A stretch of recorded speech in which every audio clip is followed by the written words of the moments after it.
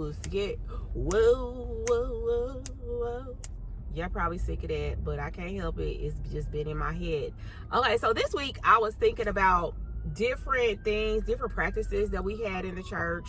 And if you don't come from a Pentecostal church background or a Kojic church background, you probably will have no idea of what I'm talking about. And so I've just been thinking lately about how back in the day, if a woman was an unwed pregnant woman, meaning she got pregnant outside of wedlock, she had no husband, she was made to go in front of the church and apologize for getting pregnant and apologize for sinning. Yes, it's a thing.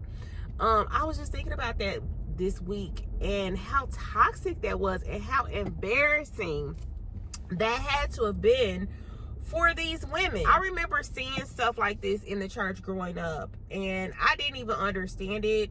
But now as an adult woman, like that's over 40, that was horrible. This is horrible. And I don't know if some churches still use those practices to this day. But I'm just remembering certain things that happened in the church, just certain practices. And I'm just thinking to myself, my God, what were we doing? I shouldn't say we, but because I was a kid at the time, but what was really going on? Like, that is a horrible thing to do. And it was always the women that were made to do this. I never saw a man get up and apologize for sinning, and probably because half of them were having, kids on their wives or outside of wedlock or whatever, and nobody knew about it anyway. I mean, I can also remember women who were, let's say, in the choir, being made to sit down and like basically thrown out of the choir for getting pregnant and not being married. I mean, I just remember seeing a lot of different things, and I saw it at the church that I was a part of, but also at other churches that I visited. I would see things like this. I mean, it was horrible. It was horrible. It's no wonder so many people have so much church hurt now. I personally, I'm delivered from that. Like, I don't have any church hurt. I've kind of always been the type that I'm going to do what I want to do, and I'm going to believe what I want to believe. I've always been strong-willed, and that's probably why me and my holy roller parents butt heads. Anyway, it just explains a lot as far as why a lot of people just don't even want to go to church because of stuff like that. And I don't even know if this is a practice that churches they're still doing to this day. I have no clue. I have no idea.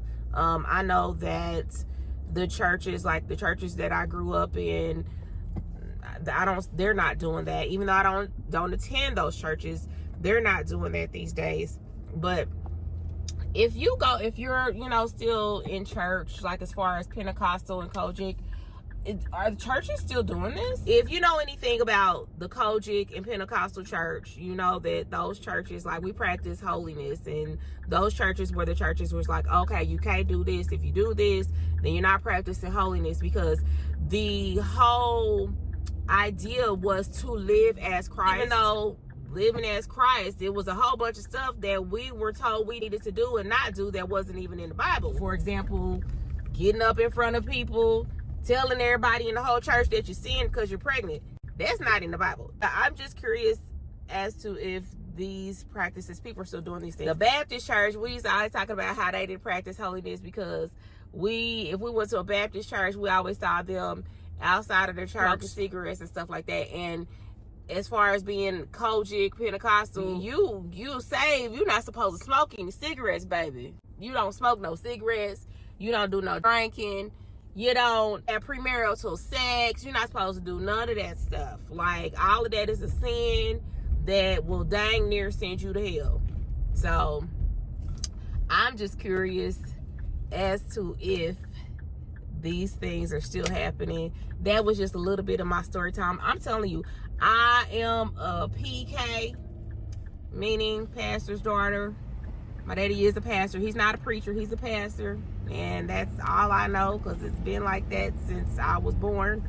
So I have a whole bunch of church stories and just stories in general. I'm basically the black sheep of the family. I do what I want to do. I'm the one that cusses. Yeah. That's me. You can like it or not like it. You can hate it. Pray for me, I guess.